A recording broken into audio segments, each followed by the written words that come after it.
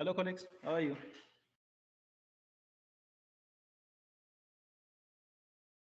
Hi, sir. We are well, and how are you? Sorry. Hi, sir. We are well. How are you?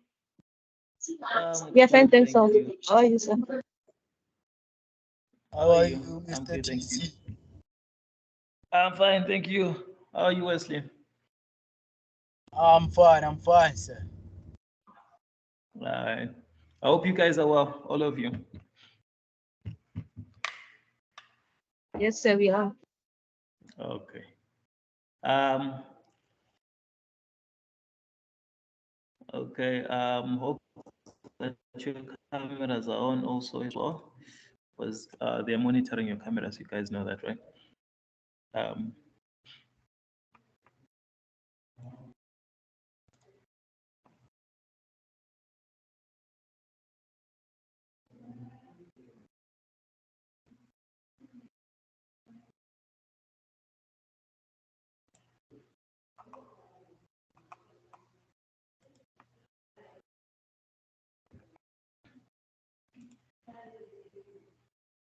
All right. So let's get started. So yesterday we stopped somewhere in our module.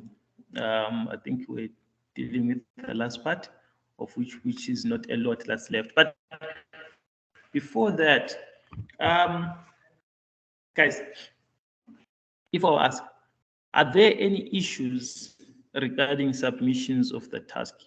Is there any issue that you shy to talk about, or that you feel like you need to be heard about, and or you think I'm being unreasonable when it comes to the submission of the task? Can we address that now? You explain your side, and then I will also explain my side, so as to why I'm saying what I'm saying. So are there any issues regarding that? Let's deal with that right now.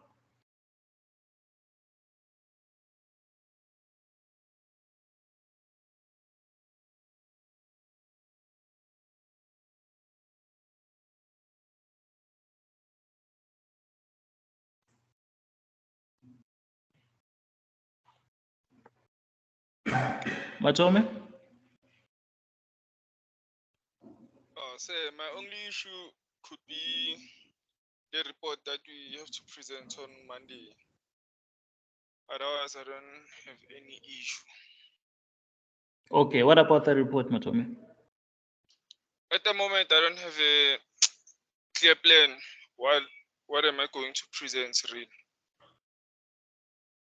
Okay.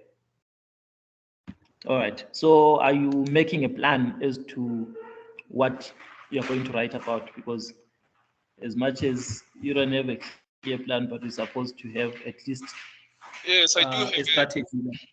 Yes, I do have a strategy. Okay. Now, as long as you have a strategy, and then we'll talk about that. And then you'll explain to me as to what exactly you're thinking. So then we'll see when we get there. Ne? Yes. Okay. Anybody else?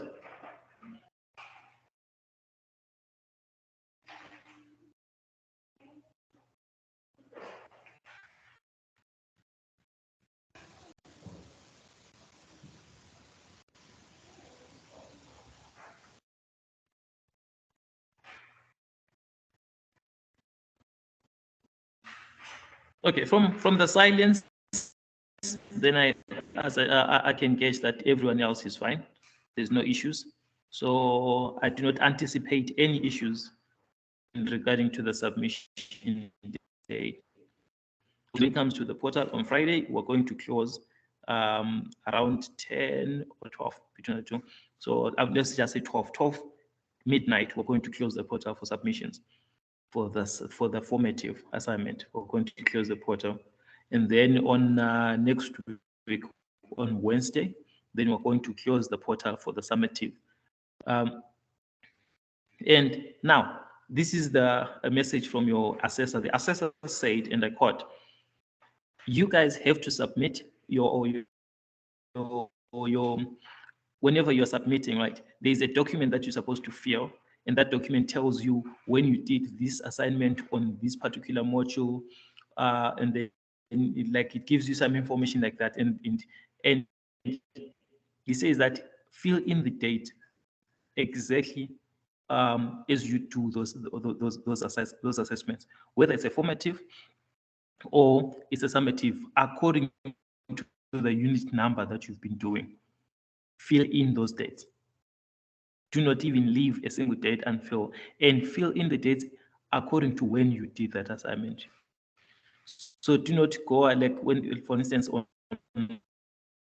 Friday when you submit everything as if you did on that particular same day.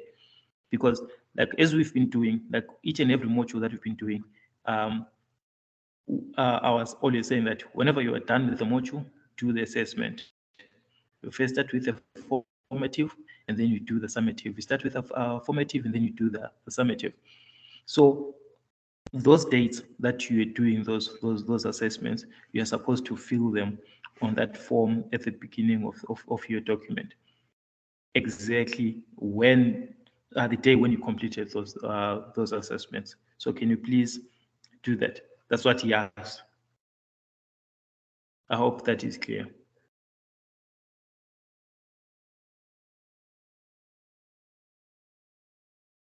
Are we in the same book, guys? Yes, then. Okay.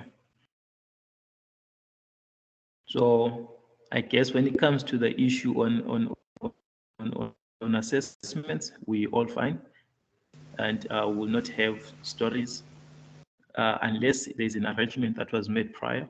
But on Friday, please do not call me or send a message and tell me that you can't submit because of APC, because you've been given ample time for you to do and finish everything that you need to finish.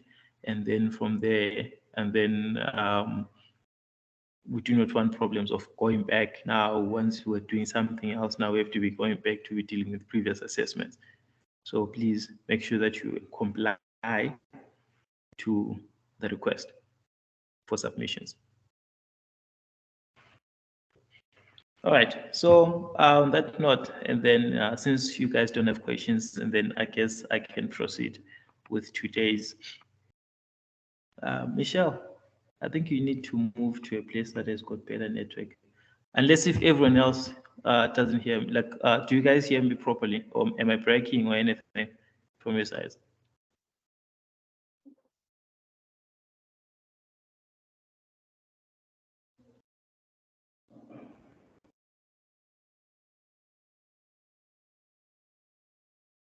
Hello, do you hear me?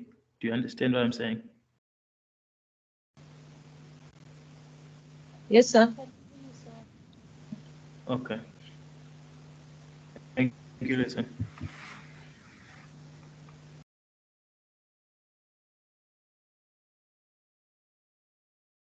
All right, so now going back to our module.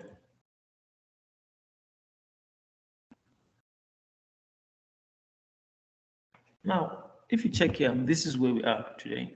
And isn't a lot that we need to look at here. We're looking at applying technical presentation techniques without or with technical equipment.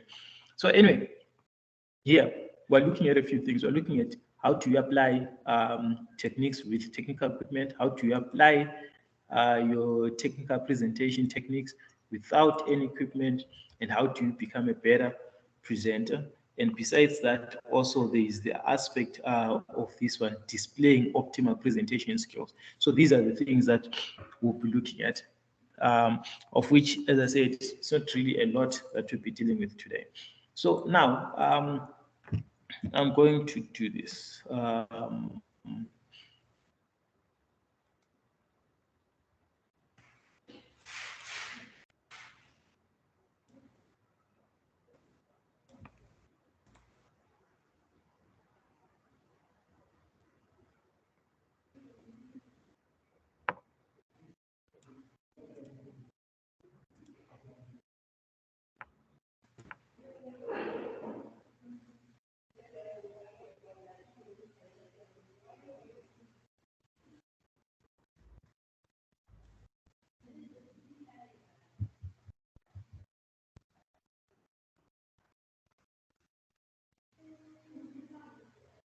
Okay, just give me a second. I just need to share a presentation with you.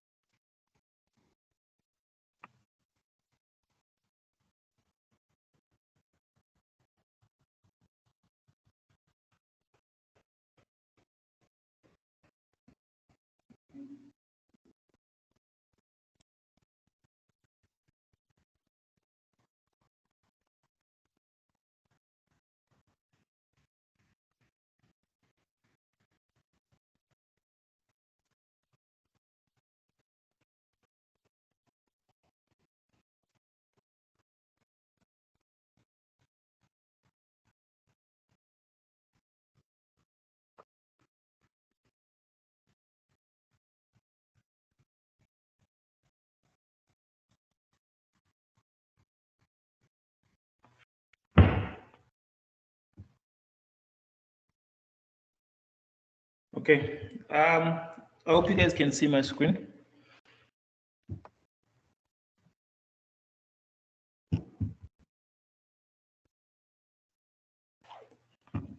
So in my screen here, it's just something small, short. We just want to talk about this principle here, applying technical presentation techniques. So now applying technical presentation techniques, so we're basically talking about how to present anything technical. So all that information that's technical, how then do we present it? How to give a technical presentation? That is what we want to look at there. In simple terms, how do we give that technical presentation? And then like there's this thing that I stated, that a successful career depends on the ability to give technical presentations, whether at a conference, to a research group, or an invited speaker. Here, this page notes some problems that I frequently see in talks. You see, this part here, I'm talking about these things here. Like, for instance, I say that here, like, think about the presentations that you have attended before, or you have attended in the past, that you attend constantly. Like, for instance, here right now, which is not exactly presentation, but yeah. And then, especially if you are familiar with some ways to yours, the other presentations are boring, while other presentations are interesting. Now it depends. The question is, after 30 minutes, are you eager to hear the presentation, or are you waiting for the presentation to end? So that is it about these technical presentations. What exactly is your point? What exactly is actually the actual point for those presentations there?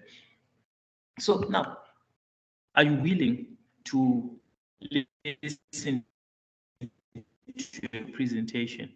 So now, what made the presentation interesting enough for you to listen to it?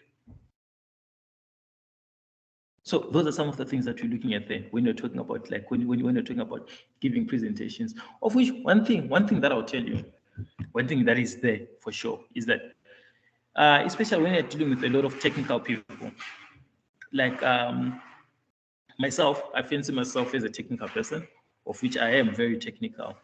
But the issue with me is when it comes to presentations, I'm not one of the best persons when it comes to giving presentations, because I always think that, okay, I'm too technical for presentations. But one thing that we should be aware of, regardless of the field where you are, regardless of what you do at work or elsewhere, one thing is you have to learn how to give presentations, because at the end of the day, you have to be able to give presentations.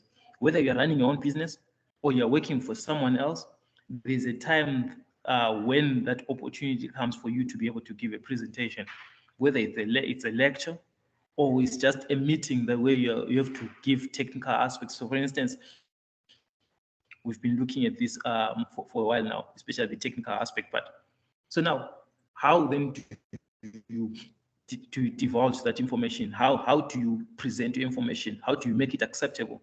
You see that? So hence, you need to know how to deliver your technical presentations properly. So now, the first thing here that starts is the content. So now, before you start preparing a talk, we spoke about this yesterday, you need to know your goal. What is your end goal at the end of the day?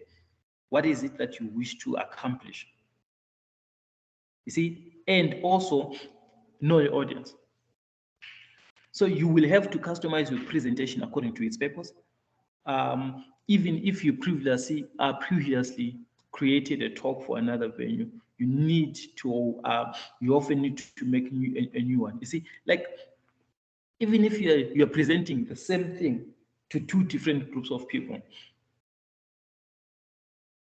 you need to make a presentation for each group of people.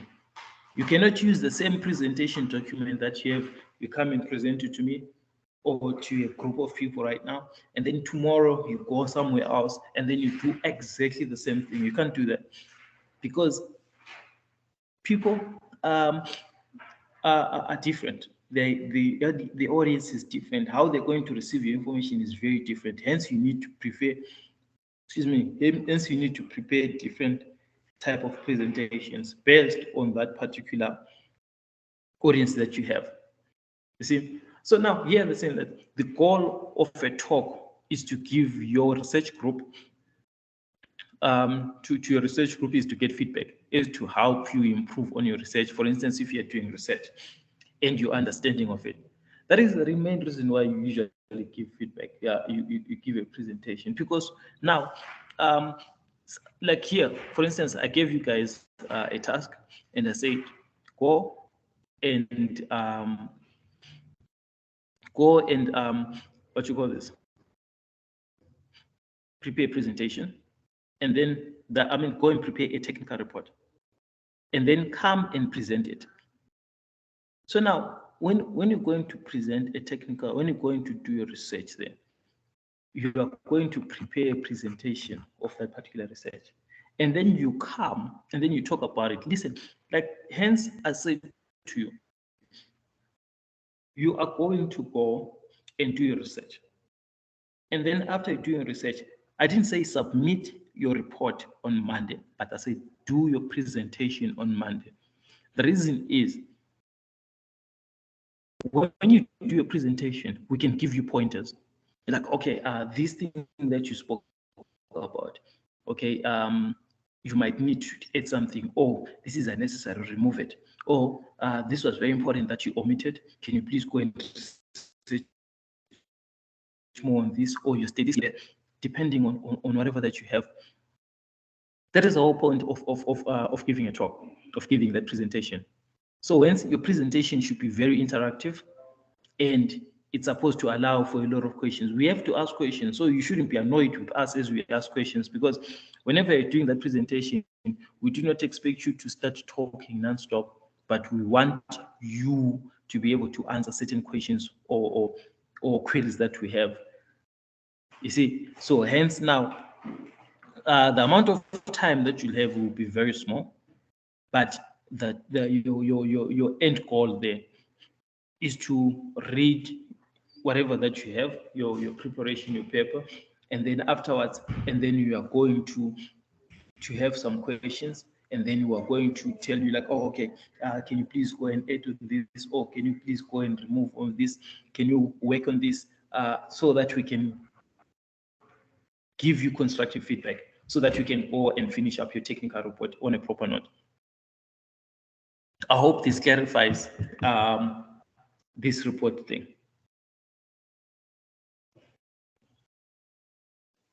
Yes, Nomfundo, I am very much aware of that. Okay, so can I ask you something? Yeah, sure. I'm listening. I thought the technical report is done on Word, sir, but seeing that your slideshow is related to what we're supposed to do, should we now do it on PowerPoint? No, it's on Word. Okay. Yeah, it's on Word. Your technical report is on Word. It's not on PowerPoint. Your presentation is the one that's going to be on PowerPoint. Okay, sir. Yeah, because your presentation is based on your technical report. That's Yes. why, like, remember, as much as your summative is saying design a technical, you notice you are saying your summative says design a technical report, of which you're right, ne? But notice I said come on Monday, do a presentation on your technical report, so that we can give you corrections before you submit your summative on Wednesday. You doing a presentation gives you the what you call, gives you the Time to opportunity fix, yes. exactly for you to fix anything that you need to fix, if ever there is anything to fix. But if there's nothing to fix, then you go ahead, you do your thing.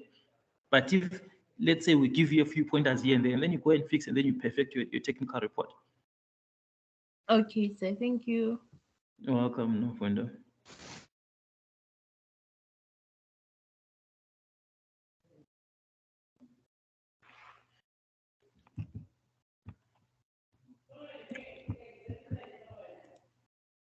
So now, back here. So now, I'm saying that this is the point of us doing all this. This is the point of us having the talk. A presentation, remember, is basically what it is. It's a talk. So it's you talking about your technical paper. Hence, here, I'm saying the goal of a talk is similar to the goal of to the goal of a technical paper for that technical report, to change your audience's behavior. So this is you trying to come to us and telling us like, okay, this is how it is, and this is what. And then if, let's say, you're trying to sell something, trying to change our mind to sell, if you want us to observe something, and then we're going to observe it.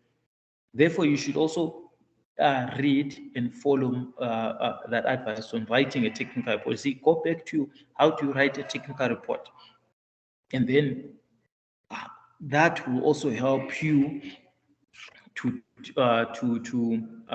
prepare this presentation of yours. I hope this answers a couple of questions. And then now, what are the tips? Technical presentation tips. What tips do you need? One is terms. Number one is terms. If you need, if you are including any technical terms or phrases in your presentation, be sure that you use the terms correctly. We always have issues with people mispronouncing terms and using wrong terms for certain things. Hence, they're saying that you should consult technical resources if needed to research the technical definitions or the key phrases. Because now, when you're talking techniques, you have to talk about stuff that you know. Because the moment that you start talking wrong, using wrong terms, people start thinking like, this person doesn't know what they're talking about. And then you tend to lose the attention of the people that you're trying to present to. And also the equipment.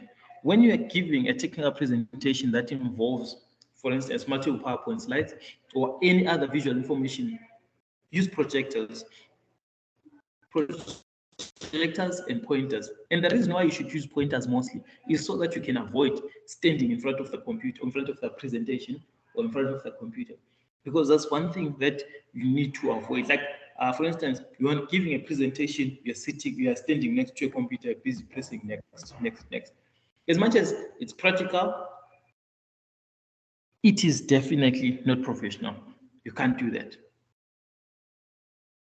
You cannot be next to a computer doing press. Have proper equipment that you need. That's why most people have got those things called pointers. There's like a small device that you have that has got a next button that's connected via Bluetooth. Then you just press on it and then it moves to the next slide. Some of them, they even have like an LED light pointer to show the point that you want to show. Like for instance, here, I'm using a mouse. So those devices, they've got like a red light that or a dot where you just can go and hover on a point that you need to explain further. And also, when you're dealing with audio and video, if working with a large audience, you may be required to use a microphone. You can't be talking without a microphone or with shouting what is trying to convey a certain message to people. Use a microphone. And if let's say you don't have that traditional microphone, use a lapel microphone. Lapel microphones, those microphones that are sitting right by the neck. I'm pretty sure you've seen them a lot in TV shows. They're sitting right there by the neck.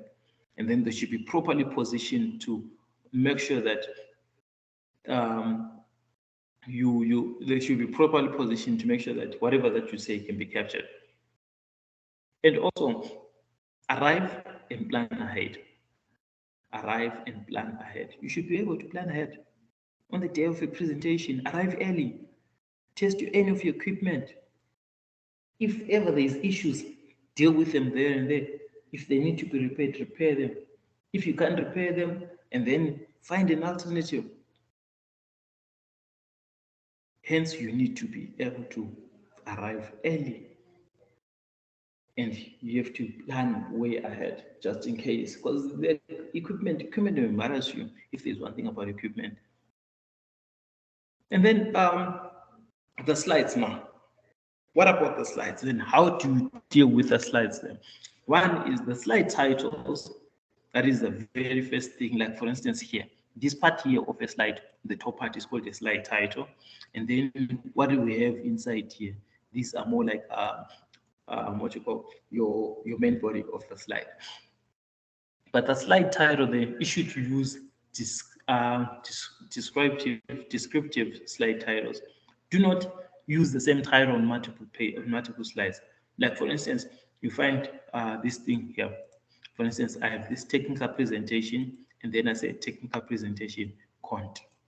See, it's not the same title, but even though it's a continuation, but here I've got the main name, and then here I'm just showing that this second slide here is just a continuation of actually the first slide. And then this is a different slide title. Now, imagine now if all your slides have got the same title, introduction until the end. It wouldn't make sense. Hence, your slide titles, they should be very descriptive, and choose a descriptive title that helps the audience to appreciate the specific contribution of what the slide is contributing. So do not let or do not make your audience to figure out like they will figure out what it is that I was trying to say. You can make audiences do that. And then also when it comes to the introduction, start your own talk with motivation and examples. Start your talk with motivation and examples. Like there's a lot, like talk about certain things, like why exactly are you doing all that stuff. And then like for example, from the beginning of you need to convince the audience that this talk is worth paying attention to. It is solving an important and comprehensible problem. See? So hence your first title should be a motivation. Motivate the people. Tell them why they need to listen to you. And then outline slides. Never start your talk with an outline slide. It's boring. And it's too early for the audience to understand the talk structure yet. Outline can be useful, Because now when you talk about outline presentation they're going straight to the point is exactly what you want to talk about. Never start that. So now the saying outline can be useful, especially in a talk that runs longer than 30 minutes, because they help the audience to regain its bearings and keep in mind your argument structure. Present an outline slide with the current section indicated by RSC, like beginning of each section there, and then except for the introductory like and motivation sector. So there you cannot use your outline slides, but outline slides are very important, but never start a talk with an outline presentation, with an outline slide, sorry. So now, to give you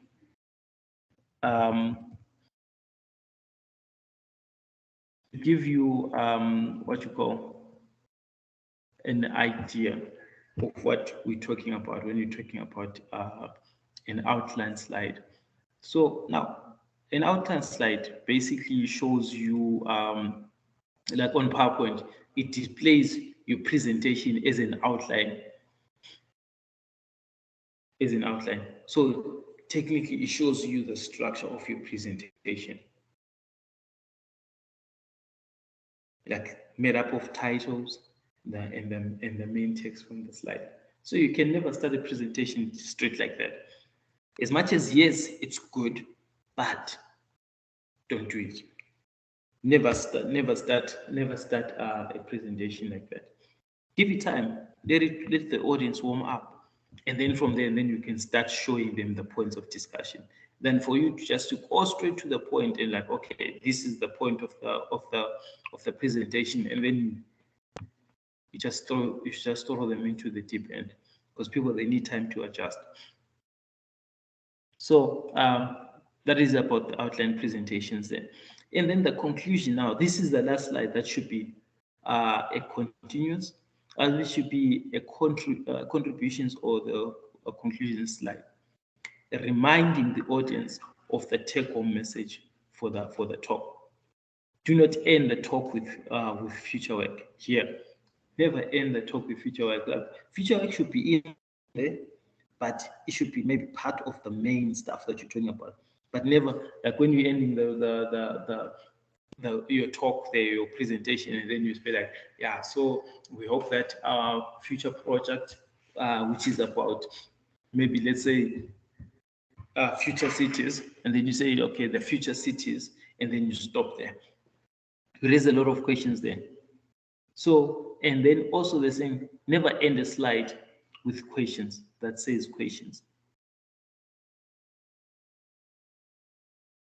That says questions or thank you or the end, or merely gives you your email address. Leave your contribution slide up after you finish the talk while you are answering the questions. So now, you see, hence we're canceling the norm of you guys writing those thank yous when you're done with your slides. Matome, I see your hand. So I wanted to ask if outlines are similar to table of content. It is similar to table of... Yes, it is. It is basically the table of contents when it comes to slides. So we're saying that your slide cannot start with that. Like whenever you're doing a presentation, that shouldn't be your starting point. It's too early in the presentation for you to do that.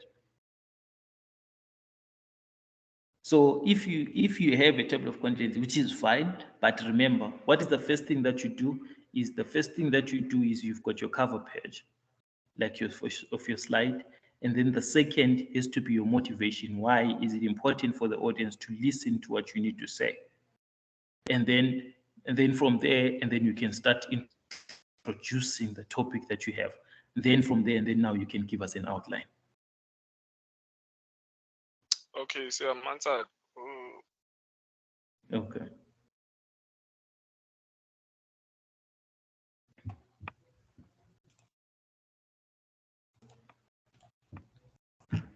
So now that is the conclusion there. I saying that. So and leave your slides. They're saying that do not end the talk with any future work there, or any slide that says questions, or thank you, or the end, or merely gives you your email address or like your contact details. But if ever there is anything like that, then just while you are talking, while you are taking questions, then put your contact details up there. See, one way to think about these rules: what do you want to be the last thing that the audience sees while you field questions? What is it that you want your audience to see? Do you want them to see a thank you, questions and stuff? What exactly do you want to see? What you want the audience to see is your point, the main point of your presentation. That is what you want the audience to see. That is what the audience to take home. It's all about psychology at the end of the day. It's about you trying to alter the audience minds, you giving telling the audience, like, think about this. The reason why you are here is because I want you to think about this. Every time, whenever you go home, think about this. You see, the more that you do that, it's on the screen there in your background. Hence, a conclusion is basically the best thing that you need to have at the back there. And now, talking about builds or animations here, like Troy spoke about this yesterday. When a subsequent slide adds material to a previous slide, or in a way, just slightly changes the previous, like all common elements must remain exactly in the same position, pixel for pixel.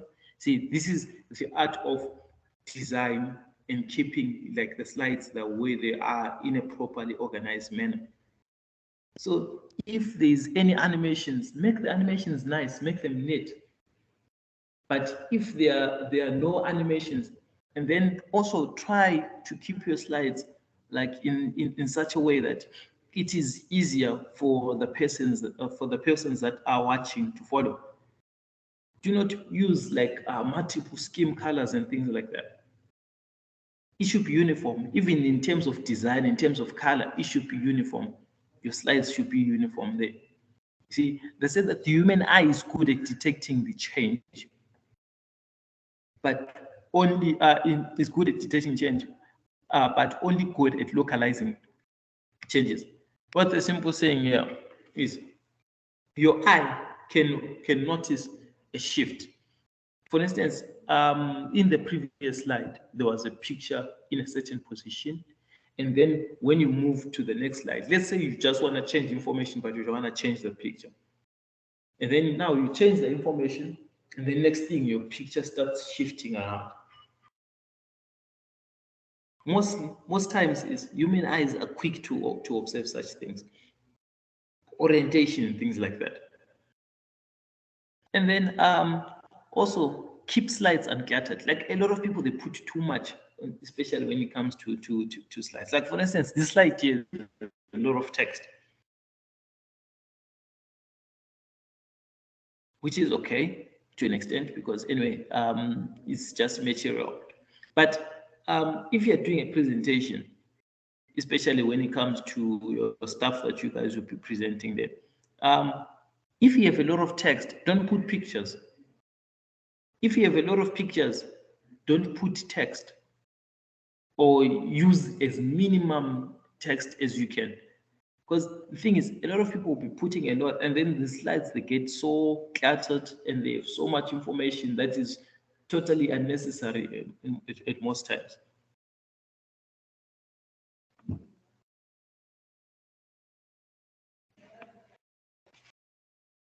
So now that's it about that stuff there. And then also text. Now, when it comes to text, keep font large and easy to read at the back of the room, even from the back of the room. I mean, you see, even if something is very important, but make the text big enough so that the person who's even sitting at the back can be able to read. And the figures there, oh, these are pictures and things like that. Make effective use of figures. Avoid a presentation that is just text.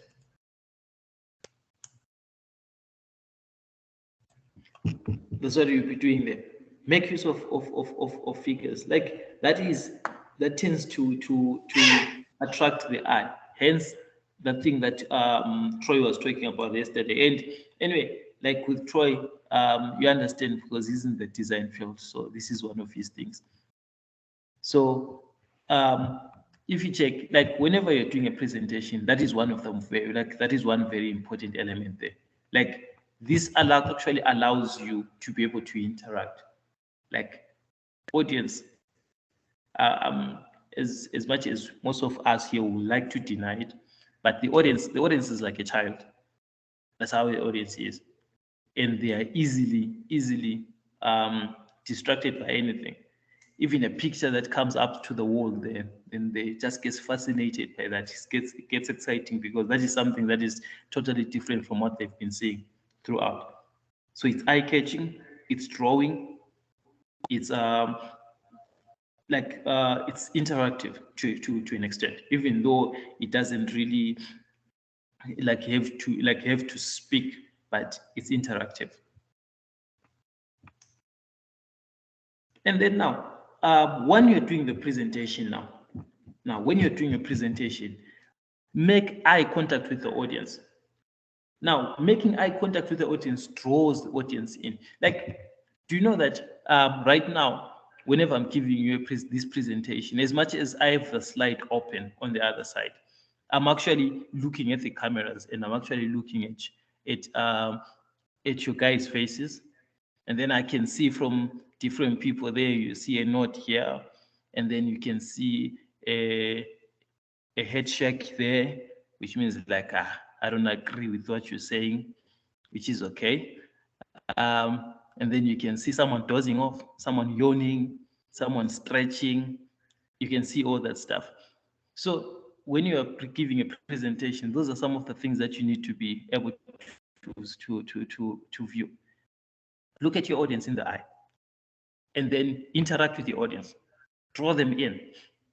So now you can tell from there that, okay, so-and-so is lost. So-and-so doesn't exactly agree with what I'm saying. So-and-so agrees with what I'm saying. So-and-so needs further explanation, so that allows you now to stop at a certain point and like, okay, let me try to rephrase, or let me try to explain more about this particular point that I just spoke about. And another thing, stand and face the audience. So this applies mostly if you're giving your presentation in a live crowd. Stand and face your audience. Like, I've seen people that sit down while he's giving presentations. That is not professional, guys. You can't do a presentation while he's sitting down. Even for Fortune 500 companies, whenever you are giving a presentation, you've seen even an entire CEO will stand up and go and stand next to a screen or just a little bit distance away from the screen and show people whatever that they're trying to present, whatever they're trying to communicate, because you cannot sit down and do a presentation while you're sitting down. I'm not saying that when you guys are doing your online presentations that you're going to stand up because you're in your rooms, like, I don't know where you are, but when you're giving a presentation in front of people, you have to stand up. Stand up and face the crowd. And now, don't give talk while seated. Standing gives you energy. The talk is more dynamic. It is easier to maintain eye contact. And also, do not face the screen, because now facing the screen means that you are giving your back to the audience, and you don't want to do that. You can't give your back to the audience, because when you're talking to the audience, you are giving a presentation to the audience, but you're not talking to yourself. Because now when you face the screen, it means that you are talking to yourself, of which you can't give a presentation while you sitting and talking to yourself. So whenever you're giving a presentation, you have to stand up, face the audience, and then when you do that, you can easily get feedback and you can easily read body language from that. Also, do not look down at your computer, because I've seen some other people that be looking down at their computer trying to read whatever that is written on the screen there. Hence, also, this is another point there. Never read from the screen. Never read from the screen, because it's a presentation. You're supposed to know what is there. Do not read your own presentation. recall it, but never read it. And then also, don't pace around. It's very distracting to people, like pacing around, walking around non-stop. It's distracting. So when you're saying stand, stand. And if you're making any movements, make small movements, but do not simply walk around like non-stop.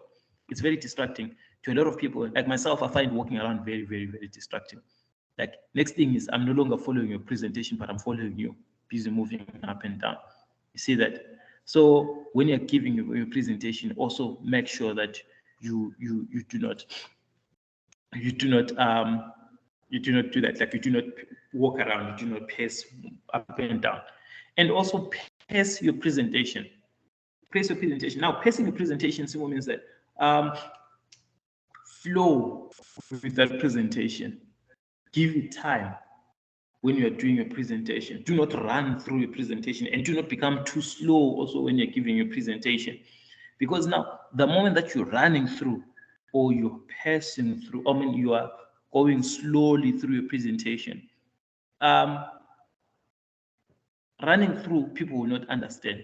Slowing your presentation will make people bored, and now you see people busy looking at their watches, thinking about when they're supposed to go home and things like that, when the meeting is ending, because it gets to be boring. But when you pace through your presentation, you allow the audience also to participate. Even if there are no questions that are asked, you're going to have questions of your own that you're going to ask the audience. Because this is a way for you to engage there. And also learn to navigate. Now, learning to navigate is if you are using a PowerPoint there, you can quickly navigate through your presentation. You should learn how to navigate. Like for instance here, look at this presentation here on the side here. There are numbers here, 1, 2, all the way up to 11. That is called the navigator here. This allows you to be able to go through your presentation without changing people's perspective on the other side. Of which now, nice thing about computers is, especially if I'm doing a live presentation, the computer will give me something else and the screen will also give me something else. So especially if you extend your screen. So it will allow me to navigate on my computer, but only the screen where the audience is watching, they will be seeing something else while I'm navigating on the other end. So that allows me to go through certain sections, or let's say I had made a mistake somewhere, then I can always go back. And then if I need to re-explain a certain point, I can always go back without having to scroll through the pictures, which is very distracting. Now imagine I have to scroll through 7 or 8 pages.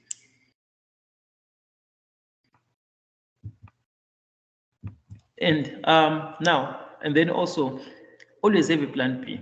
I was speaking about this, that something might happen. You never know what is going to happen. Always have a plan B. Always. Always have a plan B. Whether there's a power cut or not, always have a plan B. Even if you're carrying a memory stick, your presentation is there, what if you lose it? Always have a plan B. If it's saved on the cloud, what if you do not have internet where you're going to? Have a plan B. And then now, the next part here is the last part, which is session 4. And then let me share this tab now, which is your learner guide. Now, in this tab here, they're talking about displaying optimal presentation skills. Now, under displaying optimal presentation skills, now, what exactly are they talking about when they're talking about the optimal presentation skills? Optimal presentation skills here, I say that good presentation skills are within everyone's reach, of which they are. Like anyone can be a good presenter, but it doesn't mean like that you can be, that there are other people that are literally, can I put it like, there are other people that are naturally gifted at certain things than other people. Hence, because of that, And then those people, they tend to excel in that point of, especially when it comes to presentation. But that doesn't mean that if you do not put in effort, you can achieve a certain milestone in terms of presentations. But please do not get me wrong here. I will further say this again. There are certain people that are gifted in presentations. Like, trust me, like other people that are so good when it comes to presentation skills that whenever they stand there in the front and start doing a presentation, you understand why they're actually doing what they do. Because they're gifted in that regard. But as I said, everyone can be a good presenter as long as you practice certain you practice to a certain extent, and then there are certain pointers that you need to give you like the ability to actually present. And then say that here we'll give you some simple tips on how to hone more effective presentation skills. Then presentations are an effective way to communicate with large number of people at the same time. That is presentations there. And then now, essential skills when it comes to presentations. One is preparation. Okay. I don't know what happened there. Okay.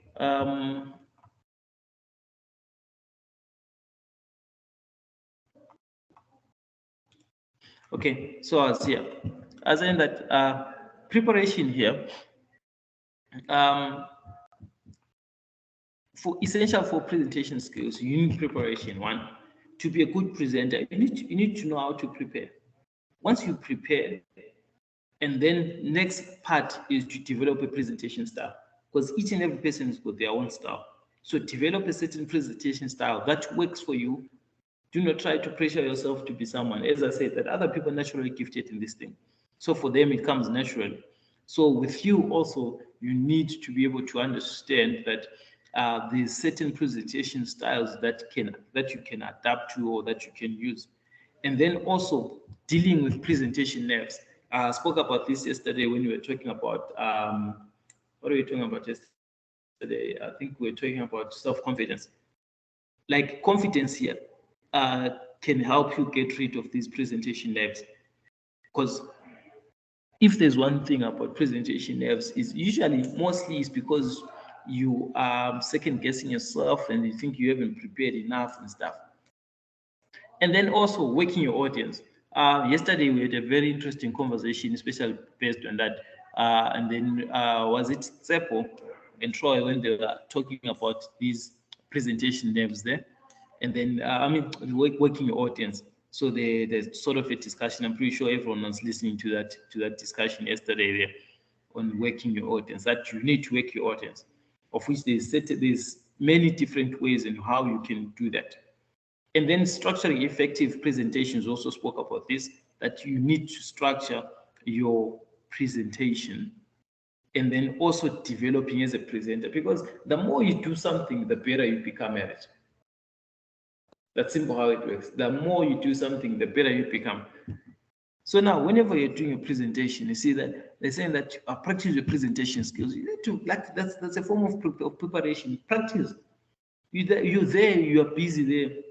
Like, okay, like I'm pretty sure you've seen like musicians, artists mostly, before they go to shows, they do practice, they do rehearsals and do all that stuff because they're presenting whatever they're presenting in a public setting. So they need to practice. Hence, also, if you're also going to do a presentation, practice, either with a colleague, with a friend, with your family, do practice. And that actually will help you to be effective in your presentation there. And then you can go and ask other people that know better than you things about content, things about style, things about all of those things there. And then highlight your best skills there. And then those other people are going to point out, like, actually, you're good at this, you're good at that, you're good at this. And then from there, and then you can focus on the things that you're actually good at. And then the things that you're not so good at, you can either work on them, and if you can't change them, then you can just say, okay, I need to work around this. And then there's this here, it's called reconiture. And then this here, I don't know if I pronounced that right. Yeah, it's a French word there. And then now, so go into your presentation there before the event, practice any moves that you can make. You see, hence what I was talking about, the practice there. Practice makes perfect, always. And then avoid Blue Peter syndrome. I love this Blue Peter syndrome thing in there. So now avoid Blue Peter syndrome. Now they're saying that do not over prepare. That is one of the things. Is a lot of people they over prepare until they get to a point where they're even trying to anticipate how people are going to respond, what questions people are going, and then they start even preparing a list of answers in their heads as to what questions that people are going to answer, and then forgetting that people are not robots. People are not exactly as you try to imagine in your mind.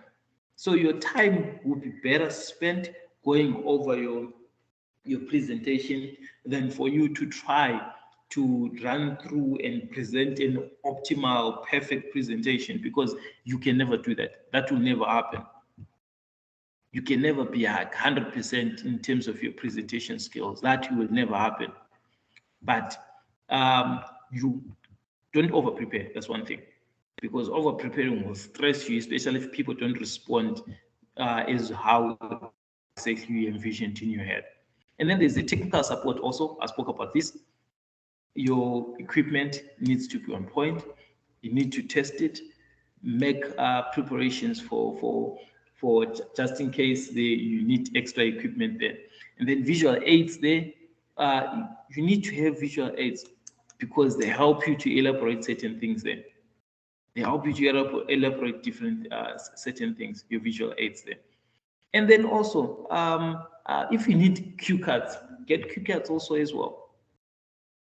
And then a presentation style. Now, your presentation style, this is what we're talking about there. Like, a presentation style is find something that works for you. Be yourself. Find something that works for you. You can't be anyone else, and there's no better version of you than you.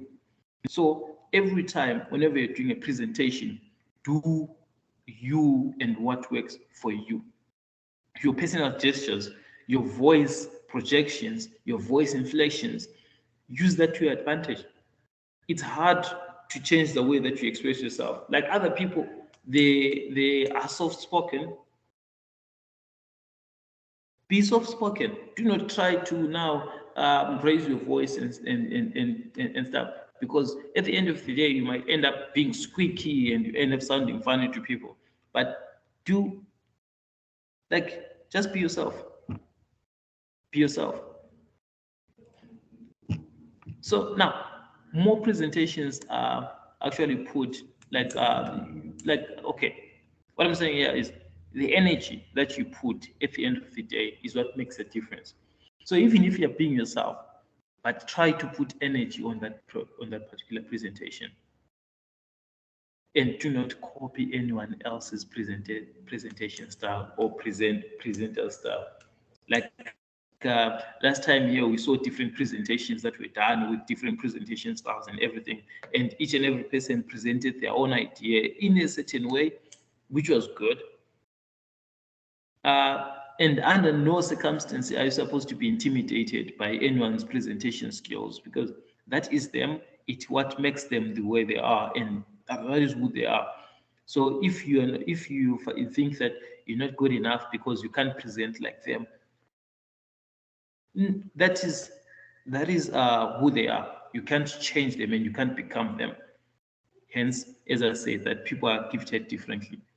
And then wave. Be more expressive. Be more expressive, sorry.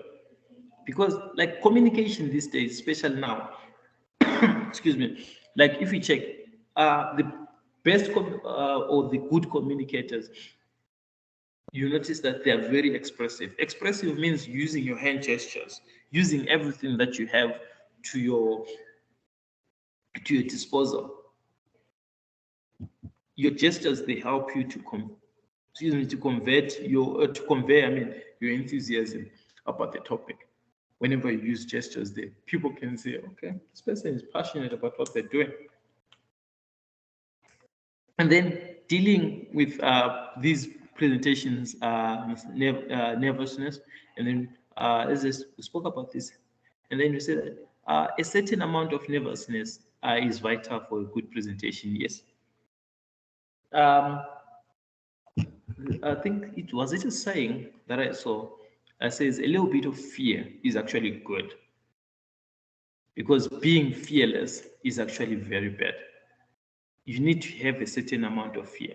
So every time, and this is something that I've noticed from my own experience, is that every time whenever I tell myself like, I'm not scared about anything today, like if I'm going to write an exam, like this one I'm gonna ask it. I'm like, I don't even have any cheaters or anything. I've noticed that those are the worst papers. Those are the papers that I usually, when I write, I don't get the marks that I'm actually thinking that I will get. But the ones where I'm not so sure, the ones that I have to go and study and restudy and like say, okay, now I need to pay attention to these, are the ones that I actually do better. Because being nervous, it helps you prepare to an extent that you know that you're comfortable. Unlike not being nervous will make you underprepare. But also at the same time, do not let your nervousness be too much, like to that, like that amount of nervousness that makes you shake in front of people. Now, the moment that you get there, no, that kind of nervousness is not good. And I was saying that being nervous here gives you a little bit of adrenaline. That adrenaline is good because it helps you keep you sharp and it keeps you focused. And then breathe.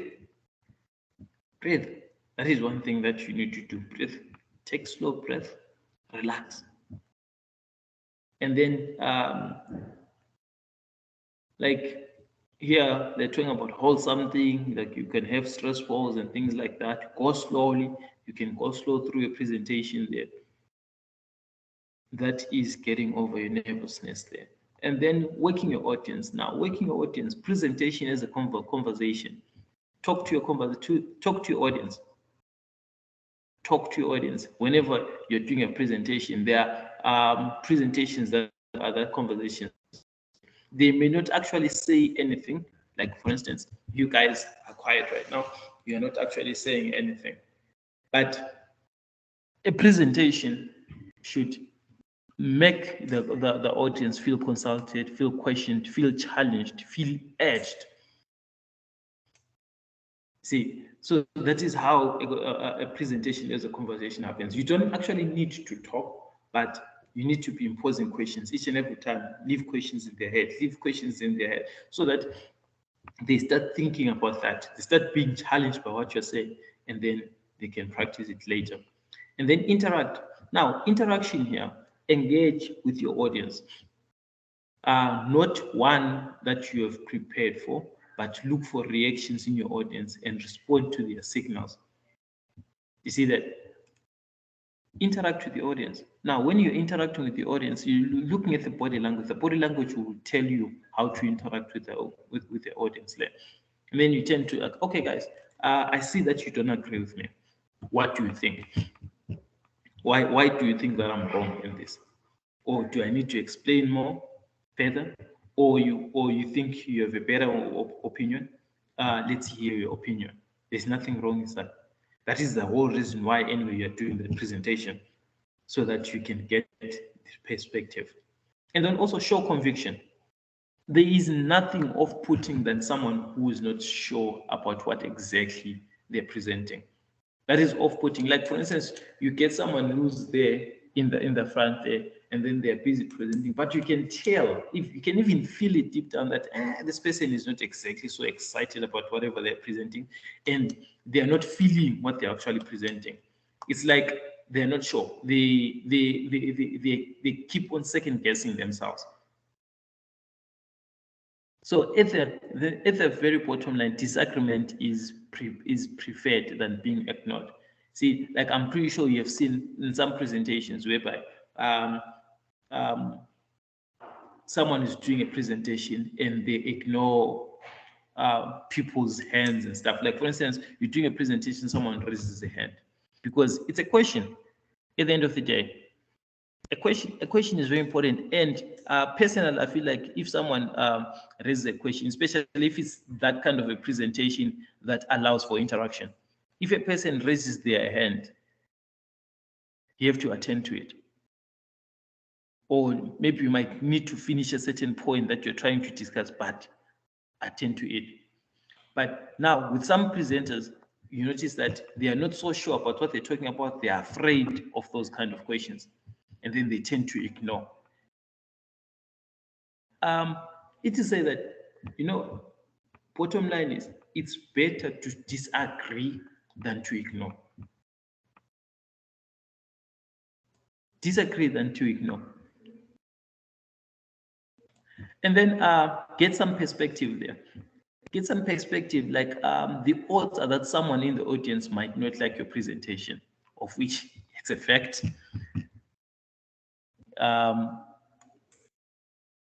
For instance, I can give you an example here of who likes what's going on right now and who doesn't. Should I point them out?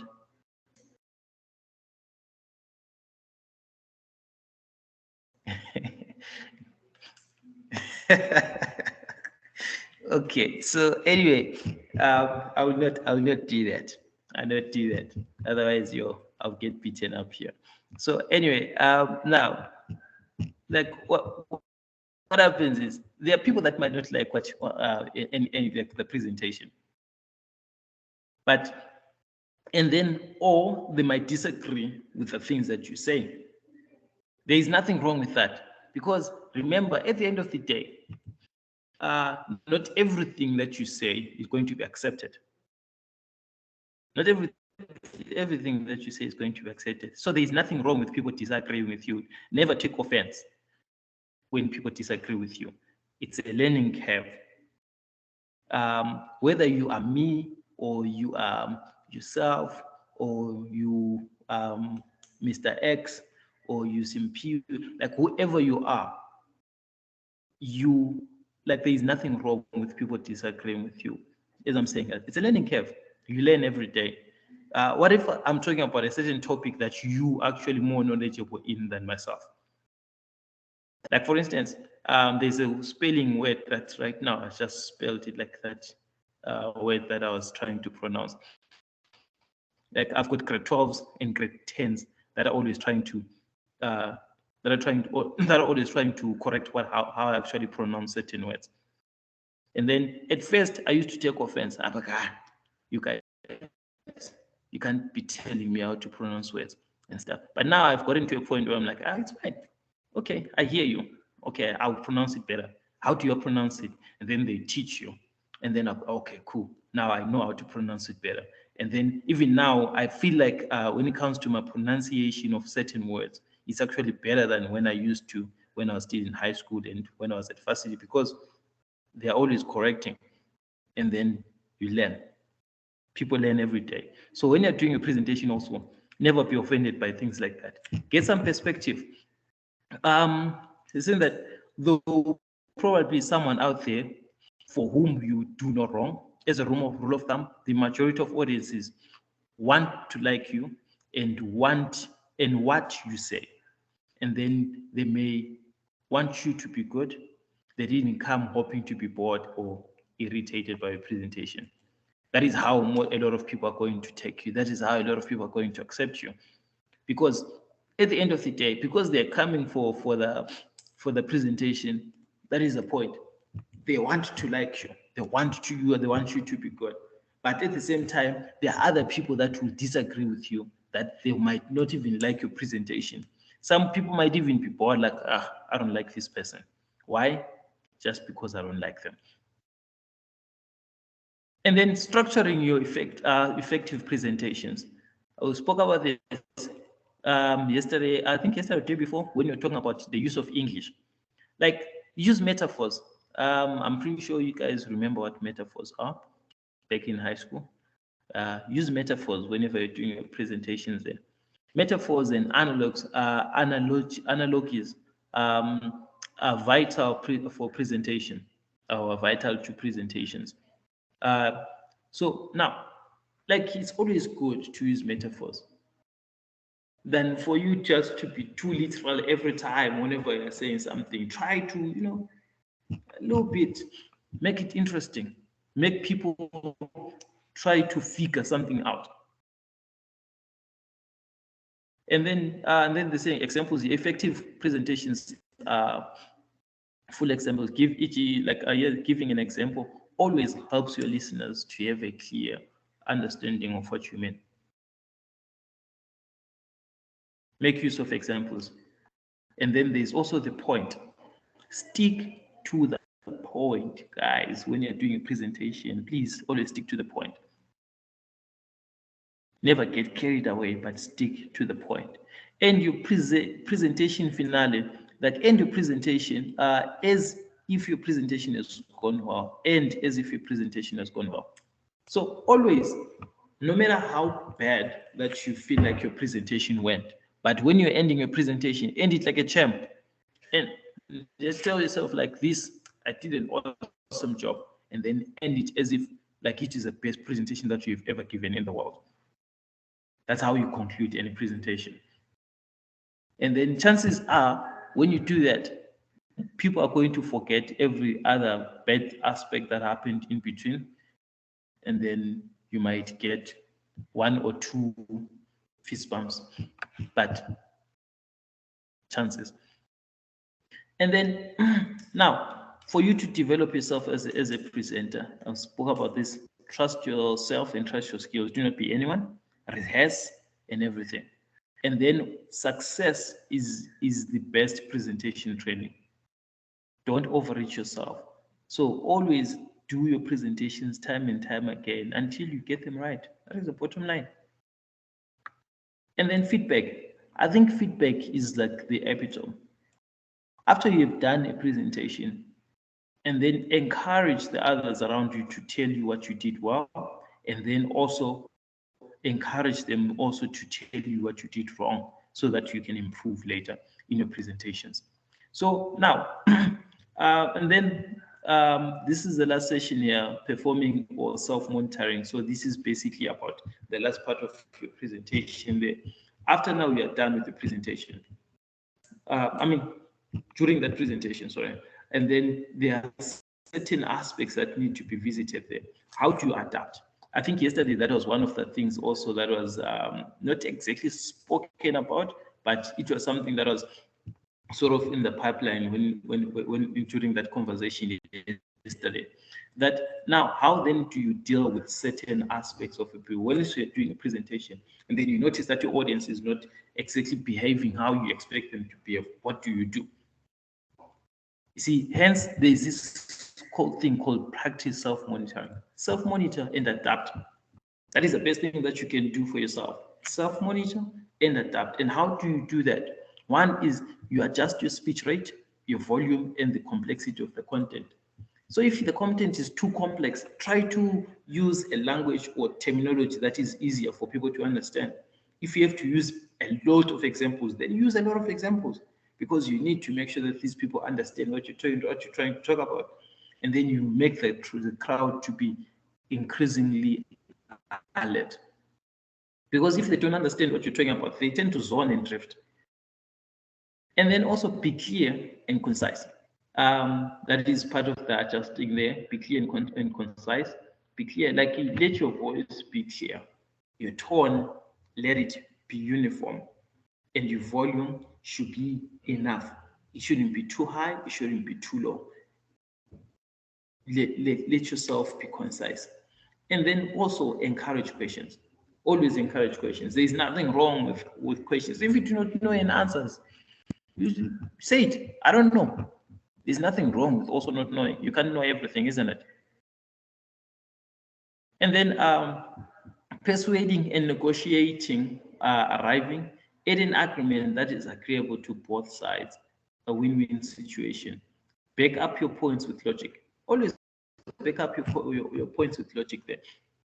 And then show tact to those who agree with you. Now, when you're saying show tact, now tact here,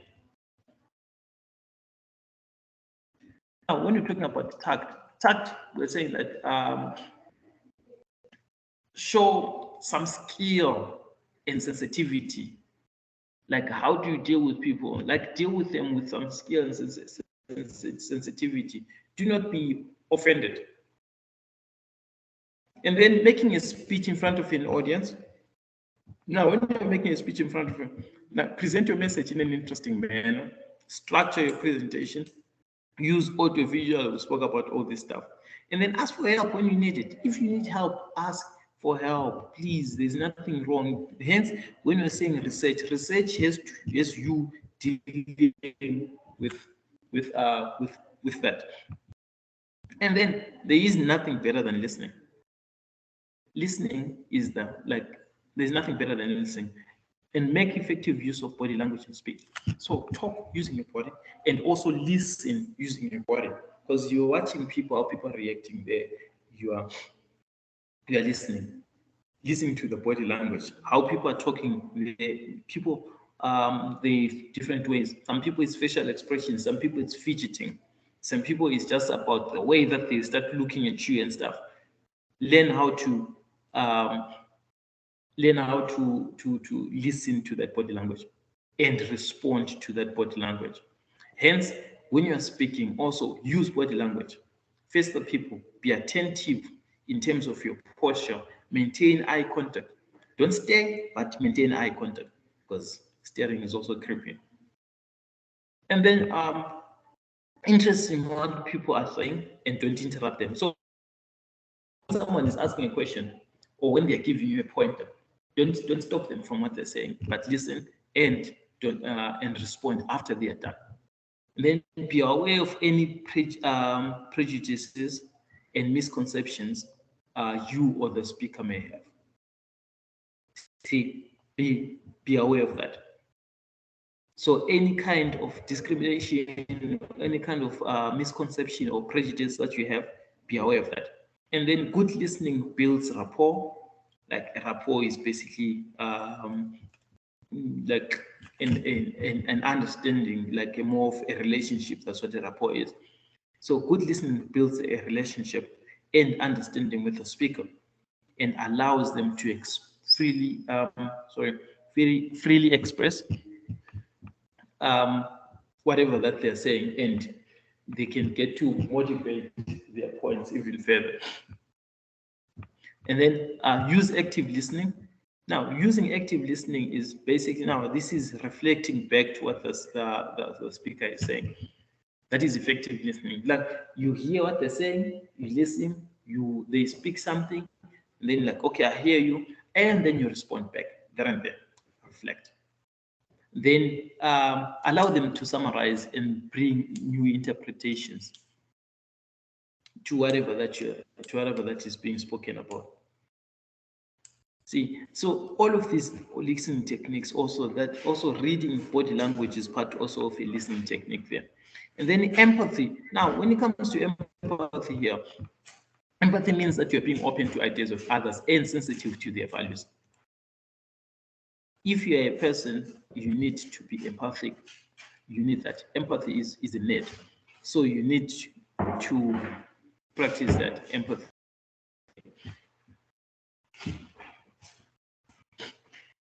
You need to practice that. See, and then be prepared to discuss your own feelings and beliefs to encourage others to do the same. Be open with the people, because anyway, empathy starts here by being open. Because when people see that you're not a robot, but you're a person, then they can also easily express. Like, for instance, let's say you're a Christian and they say, guys, sorry, I'm a Christian, this is my belief. The moment that you start doing that, and then also other people like that are in the crowd or whatever, and then they'll also start expressing. Like, for instance, someone is like, no, for me, I don't believe in that, but I believe in Allah. Someone is like, nah, I'm an ancestors person. You see, so all of those people now, they start saying whatever, and then from there now you start to get to know, like, okay, this is who I'm dealing with, and then it makes it easier even for you to deal with that particular crowd or that audience, because now at least you have idea of their beliefs, and then you are empathetic to their beliefs and their values and their feelings. See, then observe the responses from the audience and adjust if necessary. Sorry. So hence, this is what I was saying again, that like you need to be able to adapt to the crowd. So in the crowd, you see that it's shifting and everything else. Learn to observe and adapt according to that. Like, oh, okay, I see what's happening. Then you change according to that. Decide on your content, and then now try to drive your content towards your point and towards how your crowd is actually responding there. So now on these guys, we basically done with this. We're done with this. So I'm not going to touch on this. You guys you can just go through this, and then if there's anything that you don't understand, you can always ask any questions. So technically, we're done with this particular module or this particular program. But are there any questions that you guys want to ask?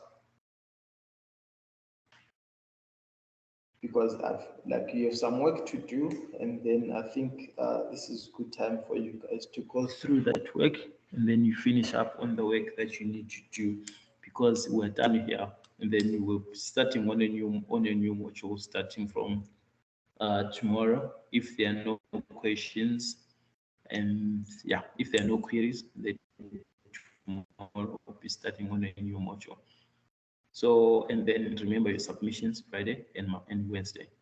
And then the report, we're going to talk about it, I think on Friday, then we'll talk about it to see how far you guys have gone. And then to see if it's possible for us to do a presentation on Monday or Tuesday or when. But I feel it's best if we do that presentation on Monday, so that by Wednesday, when you do your submissions, at least you have corrected whatever that you need to correct. So any questions? Hi, sir. I Can my, know. can my table of content be different from the format one? Is it Yeah. possible? Yeah, it is. Okay, sir. Yeah, Because it is. I'm seeing, as I do the trusts, I'm seeing that there's going to be some changes to my table of content. I don't know if I understand clearly what a table of content is, but to me, according to me, a table of content is like introduces the topics that you're going to talk about, right? Just after the page of the table of content. So, okay, my table of content would include introduction, like we've always uh, done it before, but there are some of the topics, like it won't maybe include a discussion. It will include something different. So you would allow it even if it doesn't match your format. No, I don't have a specific format. I never gave you a format. I just gave you what is in a report. I never gave you a format. I never gave you a template. That's what I'm saying. I never gave you a working template. Remember? We must not follow that template. I guess that we were answering these So- questions on our formative to say that what is in the technical report. I think there's a question like that. So Well, like remember what is in a technical report doesn't mean that is the table of contents. Remember, the table of contents. The only things that are included in a table of contents there that need to be there in a table of contents. Obviously, it's the introduction, it's the conclusion, it's the references or bibliography, and it's the addendum or appendices. Those are the 4 things that are there primarily in a technical report. The okay, rest now of the stuff that you're going to fit in between there, that is up to you. Okay, sir. Thank you for the clarity. Okay.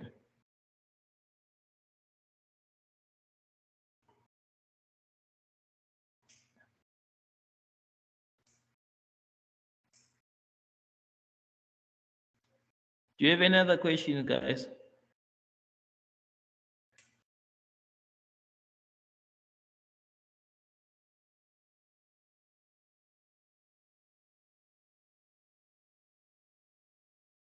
Okay, so if we don't have any other question, then I guess today I'll just end here, and then you guys can just proceed with your work. And then we'll talk tomorrow. Then tomorrow we'll be introducing a new topic. We'll be introducing a new topic tomorrow, and we have to start coding because our project also has to start, because we need to start dealing with our project from now. The project that you're going to present at the end of the year. So we are going to start. So the thing is this. So which means tomorrow we're going to start talking about that. We need to start talking about that project that you guys are going to design, because remember, this is level 5 systems development. So which means you guys are going to design a certain project that you're going to code, and then that you're going to present at the end in something that is applicable at work or in any institution. So I'm going to give you a list of topics that you're going to work on, and then we'll see what topics that you guys are going to pick, and then from those topics, and then you guys are going to work however that you guys are going to work. But I'm going to give you a bunch of topics, maybe 6 or 7, and then you're going to all to choose from there. Okay. Okay, sir. All right. So so then we will meet tomorrow, guys. So now go and just do your work. And then just take this hour just to finish up on the work that you need to do. And then Troy, take this hour to finish my formative and my summative. And then, yeah, guys, please finish up your work. Troy, what's up? Why are you provoking me out of the blue, Marase? Like, I just felt like I need to provoke someone. I can only provoke you.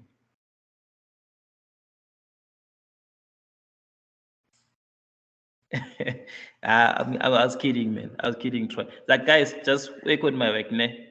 Just work on my thing. So I will talk to you guys tomorrow with those topics that I have. That I'm going to list those topics, and then we have to choose from there. And okay, before we close, so I also need you guys to look at this. See, people are busy leaving. So anyway, we need to look at this. Remember CSS, HTML, JavaScript, and then we're reintroducing Java again, because we'll be making use of Java, and also databases. We're also introducing databases. So which means now all these elements of front end, which is HTML, CSS, and JavaScript, are going to be combined with the back end elements of Java and databases. So that is what we are doing. So yeah, we have a lot of work to do. I'm seeing Mangaliso there, is smiling there. Yeah, it's a lot of work, Mangaliso. It's a lot. Yeah, we don't have much time, but we have so much work to do. Hence, I'm going to be a slave driver this time. Like, I'm sorry, guys, but it has to be done. I'm going to be a slave driver. I'll be carrying a whip. So, okay, guys, see you tomorrow. Bye-bye. Bye, everyone. Bye, sir. Bye, guys. Bye, sir. Bye, everyone.